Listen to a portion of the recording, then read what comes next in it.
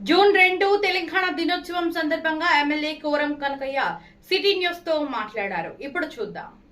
కోటి మందిని కోటిసరి చేయాలనే లక్ష్యంతో మరి ప్రతి మండలానికి కూడా ఇందిరా స్వశక్తి గ్రూపులకు బస్సులు ఇచ్చి ఆ బస్సుల ద్వారా వచ్చే డబ్బును కూడా వారికి ఇచ్చే కార్యక్రమం కూడా తీసుకున్నాం. నా దగ్గర 5 మండలాలు ఉన్నాయి. 5 మండలాలకు కూడా 5 ఆర్టీసీ బస్సులు ఇచ్చే కార్యక్రమం తీసుకున్నాం. ఈ ప్రభుత్వం వడ్డీ లేని రుణాలు ఇచ్చాం, లింకేజీలు ఇచ్చాం, పెద్ద ఎత్తున ఇందిరమ్మలు ఇచ్చే గొప్ప కార్యక్రమం తీసుకున్నాం ఈనాడు ఈ ప్రభుత్వం. 4,500 ఇళ్ళు ఇచ్చాం. పేదలు నిరుపేదలు కులాల మతాలు లేకుండా అందరు కూడా ఇల్లు ఇచ్చే కార్యక్రమం తీసుకొని అందరు కూడా నిన్న 1,00,000 ఇళ్ళకు కూడా గృహప్రవేశాలు ఏర్పాటు చేసే కార్యక్రమం కూడా తీసుకుని ఈనాటి ముఖ్యమంత్రి గారు మన దగ్గర కూడా చేశాం. 5 మండలాల్లో కూడా సుమారు 20 ఇళ్ళని గృహప్రవేశాలు చేసే కార్యక్రమం చేసుకోండి. నిన్ననే అంటే అంత ముందు కూడా చేస్తున్నాం. నిన్న సోమవారం కాబట్టి గౌరవ ముఖ్యమంత్రి గారు ఎమ్మెల్యేలందరూ కూడా మంగళవారం వస్తుంది కాబట్టి ఆవిర్భావ దినోత్సవం ముందుగా చేయాలని చెప్పి ఒక గొప్ప కార్యక్రమం తీసుకుని ఆసిఫాబాద్లో పెద్ద ఎత్తున ఒక బహిరంగ సభలో వారు ఆవిష్కరించే కార్యక్రమాలు కూడా తీసుకున్నారు ప్రాంతంలో ఆదివాసుల దగ్గర. ఇవన్నీ కూడా తెలంగాణ రాష్ట్రంలో ఇందిరమ్మ రాజ్యంలో ఇచ్చినటువంటి సంక్షేమ పథకాలు తప్ప వేరే పార్టీలు లేవని చెప్పి విధంగా విజ్ఞప్తి చేస్తూ ఉన్నా. ఇక్కడ బీజేపీ పరిపాలన చేయని దేశంలో ఇక్కడ బీఆర్ఎస్ పార్టీ పరిపాలన చేసినా కూడా ఎలాంటి సంక్షేమ పథకాలు లేనటువంటి పరిస్థితి ఆనాడు. వాళ్ళు ఒక్కటే కాళేశ్వరం పేరుతోటి ఆనాడు ఉన్నటువంటి ఆర్థిక సంక్షోభం రావడానికి కూడా కాళేశ్వరం ఒక కారణం అని కూడా చెప్పవచ్చు. ఈనాడు బడ్జెట్ లేదు, అప్పులో ఉంది, ఆర్థిక సంక్షోభం ఉంది. అయినా కూడా రేవంత్ రెడ్డి గారి ప్రభుత్వం అప్పో సప్పో చేసి వాటికి మెల్లగా సంక్షేమ పథకాలు ఇచ్చే కార్యక్రమం తీసుకుంది. మరి ఆనాడు విపరీతమైన ఖర్చు పెట్టుకొని సంక్షేమ పథకాలు లేకుండా ఆర్థిక పరమైన ఇబ్బందులు ఉన్నాయి. ఈరోజు ఆనాడు జరిగిన నష్టాన్ని పూడ్చలేక ఇబ్బంది పడే ప్రభుత్వం ఈనాడు మరి తెలంగాణ రాష్ట్రంలో కాంగ్రెస్ ప్రభుత్వం. మరి ఆనాడు కూడా చూసాం, ఆర్టీసీలో సుమారు 40-45 రోజులు సమ్మె చేసినా కూడా ఆర్టీసీ కార్మికులు ఇబ్బంది పెట్టి వాళ్ళ మరణానికి కూడా కారకమైనటువంటి ఆనాడు బీఆర్ఎస్ ప్రభుత్వం. ఈనాడు ఆర్టీసీ కార్మికులందరినీ కూడా మరి ప్రభుత్వంలో కలిపే కార్యక్రమం తీసుకుని వారికి ఇవ్వాల్సినటువంటి సంక్షేమ పథకాలను కూడా ఇవ్వడానికి సిద్ధంగా ఉంది. వారికి ఉన్న సమ్మెని ఒక 3 రోజుల్లో విరింపజేసిన గొప్ప పార్టీ ఒక కాంగ్రెస్ పార్టీ తప్ప వేరే పార్టీ చేయలే. ఆనాడు ఇబ్బందులు పడ్డారు, చాలా మంది ఆత్మహత్యలు చేసుకున్నారు. ఎవరు కూడా ఆనాడు ప్రశ్నించే పరిస్థితి లేదు. ఈనాడు ఎవరు అడగకముందే యూనియన్ అందరినీ కూర్చోబెట్టి గౌరవ ముఖ్యమంత్రి గారు భట్టి గారు సంబంధించిన శాఖ మంత్రి పొన్నం ప్రభాకర్ గారు కూడా అందరూ కూర్చొని ఆర్టీసీ కార్మికుల సమ్మెను విరింపజేసి వారు అడిగిన అన్నీ కూడా ఇచ్చినటువంటి గొప్ప పార్టీ కాంగ్రెస్ పార్టీ, కాంగ్రెస్ ప్రభుత్వం తప్ప వేరే ప్రభుత్వాలు లేవు. మరి ఇందిరమ్మ ఇల్లు తీసుకుందాం. పేదోడికి ఏం కావాలి? గూడు గుడ్డ సన్న బియ్యం ఇస్తున్నాం, ఇందిరమ్మ ఇల్లు ఇస్తున్నాం. అన్ని పథకాలతో పాటు ఇవి కూడా ప్రత్యేకంగా ఇచ్చే కార్యక్రమం తీసుకున్నాం. ఆనాడు ఇందిరాగాంధీ గారు ఒకటే చెప్పారు, గరీబ్ హటావో, పేదలందరినీ కూడా కాపాడాలి, పేదలకి కూడు గుడ్డ బువ్వ పెట్టాలని చెప్పి ఒక ఆలోచన తీసుకున్నటువంటి కాంగ్రెస్ పార్టీ ఆలోచన ఇది. కాబట్టి తప్పకుండా ఆనాటి ఈనాటి వరకు కాంగ్రెస్ పార్టీ ప్రభుత్వాలే ఈ కార్యక్రమం చేస్తుందని చెప్పి అందరికీ కూడా విజ్ఞప్తి చేస్తూ, ముఖ్యంగా రేపు రాబోయే ఇందిరమ్మ ఇళ్లలో ఎవరు కూడా ఇందిరమ్మ ఇల్లు పేరు చెప్పి డబ్బులు తీసుకునే కార్యక్రమాలు చేస్తే పోలీస్ కేసు అవుతుందని చెప్పి అందరికీ విజ్ఞప్తి చేస్తూ ఉన్నా. అక్కడ ఉన్న సర్పంచులు కానీ, ఇందిరమ్మ కమిటీ కానీ, నాయకులు కానీ పేదల దగ్గర డబ్బులు తీసుకునే కార్యక్రమం చేస్తే తప్పకుండా పోలీస్ కేసు అయి ఇబ్బంది పడే పరిస్థితి వస్తుందని చెప్పి ఈ సందర్భం ఎంతవరకు విజ్ఞప్తి చేస్తూ ఉన్నాం.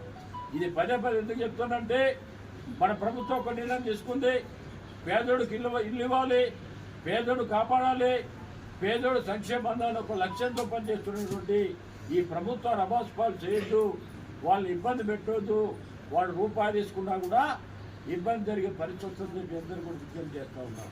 ఎలాంటి ఆలోచన చేయకండి. పేదోడికి మనం ఇల్లు ఇస్తున్నాం, పేదోడి దగ్గర మనం డబ్బులు తీసుకునేది నేరం. మీ అందరు కూడా కౌన్సిలర్లు కావచ్చు, అదేవిధంగా సర్పంచ్లు కావచ్చు, ఇందిరమ్మ కమిటీ కావచ్చు, పార్టీ నాయకత్వాన్ని కూడా ప్రత్యేకంగా విజ్ఞప్తి చేస్తూ ఉన్నా. ఎలాంటి తప్పుడు పని చేయొద్దు. ఎవరు కూడా చేసినా కూడా తప్పకుండా పోలీస్ కేసు అయితే అందరూ కూడా ఇబ్బంది పడే పరిస్థితి విజ్ఞప్తి చేస్తూ ఈనాడు తెలంగాణ ఆవిర్భావ దినోత్సవ సందర్భంగా మరొకసారి గౌరవ కౌన్సిలర్లకు, సర్పంచ్లకు, అదేవిధంగా మా నాయకులందరూ కూడా, నియోజకవర్గ ప్రజలందరూ కూడా మన శుభాకాంక్షలు, ధన్యవాదాలు తెలియజేస్తూ ముగిస్తూ ఉన్నాం.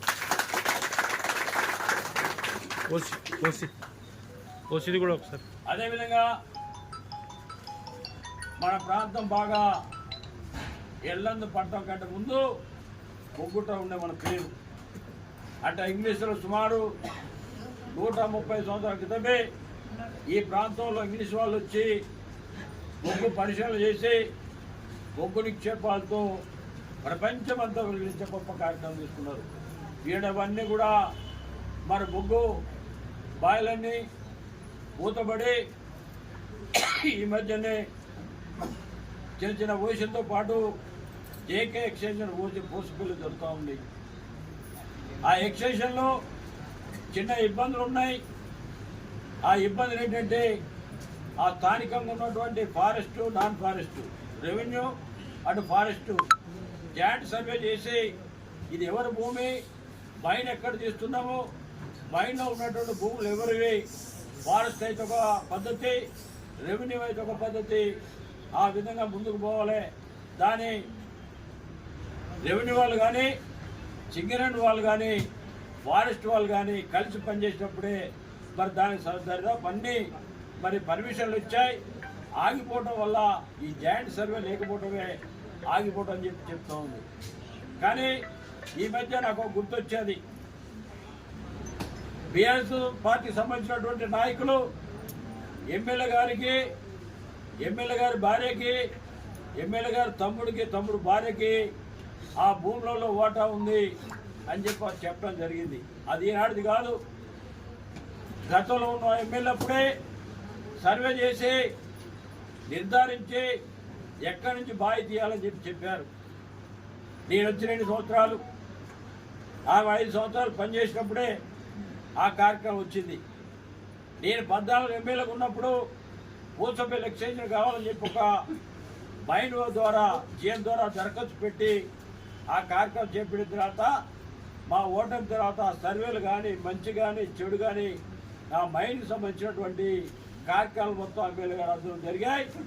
రేకులపల్లి వారికి కూడా అక్కడ వాళ్ళ సొంత కుటుంబానికి, సొంత బంధువులకు కూడా మరి అక్కడ సర్వేలో పేర్లు ఉన్నట్టు నిర్ధారణ అయింది. అయినదని తప్పు వాళ్ళ వైపు పెట్టుకొని నాకు, నా భార్యకి మరి ఇక్కడ భూములు అని చెప్పడం మరి విడ్డూరంగా ఉంది. తక్షణమే దాని అధికారులందరూ కూడా, రెవెన్యూ వాళ్ళు కానీ, ఫారెస్ట్ వాళ్ళు కానీ, బట్టి విక్రమ గారితో అదేవిధంగా సీఎం తోటి మాట్లాడి మన మీటింగ్లో తప్పకుండా తొందరగా ఇది ఏర్పాటు చేయాలి అన్నప్పుడు ఆర్డీఓ గారు కూడా మొన్ననే వచ్చారు. వారితో మాట్లాడా, అయ్యా ఆ ప్రాంతంలో ఉన్నటువంటి రైతాంగానికి ఇబ్బంది పెట్టొద్దు, రైతులకు జరిగే న్యాయం చేయాలి, వారికి ఉన్నటువంటి ఇబ్బందులను తీర్చే బాధ్యత సింగరేణి వారిది, అదేవిధంగా రెవెన్యూ వారిది. వీరిద్దరు కూర్చొని కమిటీ వాళ్ళకి ఇవ్వాల్సిన భూమి ఉందా లేదా, ఆ భూమి ఎవరిది తేల్చండి. రైతులకు ఉందా లేకపోతే ఫారెస్ట్ వాళ్ళకు ఉందా? ఫారెస్ట్ వాళ్ళు అయితే ఫారెస్ట్లో మరి గిరిజన రైతులకు ఏమైనా పట్టాలు ఉన్నాయా, ఇవి తేల్చి క్లియర్గా వాళ్ళకి హ్యాండ్ ఓవర్ చేస్తే తప్పకుండా త్వరలో మైన్ ఓపెనింగ్ అయ్యి ముందుకు పోతుందని చెప్పి విజ్ఞప్తి చేస్తాను. ఎందుకంటే ఇక్కడ ఎలాంటి ఆధారం లేదు, మైన్లన్నీ మూతపడిపోయినాయి. 10 మంది పేదలకు అవుట్ సోర్సింగ్ ఉద్యోగం దొరుకుతుందని చెప్పి మా బాధ తప్ప ఆ సింగరేణి వల్ల మాకు వచ్చే లాభం లేవు. ఈ ప్రాంతం ఉన్నటువంటి విద్యావంతులందరూ కూడా కొత్త గొప్ప అవుట్ సోర్సింగ్ ఉద్యోగం ఉంటే 10 రూపాయలు సంపాదించుకొని కుటుంబాన్ని పోషిస్తున్న ఆశ తప్ప ఆ చేయడం వల్ల మాకు ఊరిగేది లేదు, పోయేది లేదని చెప్పి మీ అందరూ విజ్ఞప్తి చేస్తూ ఆలోచన చేయండి. మరొకసారి చెప్తున్నా, ఆ ప్రాంతం ఉన్నట్టు భూములు ఎవరివి, ఆ ప్రాంతంలో ఎవరికి సంబంధం ఉంది, ఆ సర్వే ఎప్పుడైంది, ఇప్పుడైందా, నా పీరియడ్లో అయిందా, అప్పుడైందా అని చెప్పి తేల్చాలని బాధ్యత పత్రికల వాళ్ళకు కూడా ఉన్నాయని చెప్పి విజ్ఞప్తి చేస్తూ ఉన్నాం. 2 సార్లు మరి ఆర్టీఓ గారిని చీఎం గారిని పిలిచి ఆ ప్రాంతంలో ఇబ్బంది జరుగుతుందంటే రైతాంగాన్ని మొత్తం తీసుకొని పోయి సర్వే చేసి అక్కడ ఎవరిది భూమి ఉంది ఇక్కడ అంటే ఆ రైతుల భూమి ఇది కాదు, పక్కనే ఉంది. పక్కనే ఉంటే ఆ పక్కన ఎక్కడుందో రెవెన్యూ వాళ్ళు చూపించాలి రైతులుగా చెప్పి ఆ రోజు కూడా చెప్పా, మళ్ళీ ఈ రోజు కూడా చెప్తున్నా. ఆ భూమి ఎవరు రాయించుకున్నారు, ఎవరి పేర్లతో ఉన్నాయి. మరి గతంలో మరి మీకు ఒక విషయం తెలుసు, 2-3 మరి రేంజ్ ఆఫీసర్ కూడా సస్పెండ్ అయ్యారు. ఎప్పుడయ్యారు? నా పీరియడ్లో అయ్యారా? ఎప్పుడు సర్వే చేస్తే వాళ్ళు అయ్యారు? ఆ సర్వేలు ఎప్పుడు జరిగినాయి? అది కూడా నిర్ధారించే బాధ్యత ప్రెస్ వాళ్ళకు కూడా ఉంది.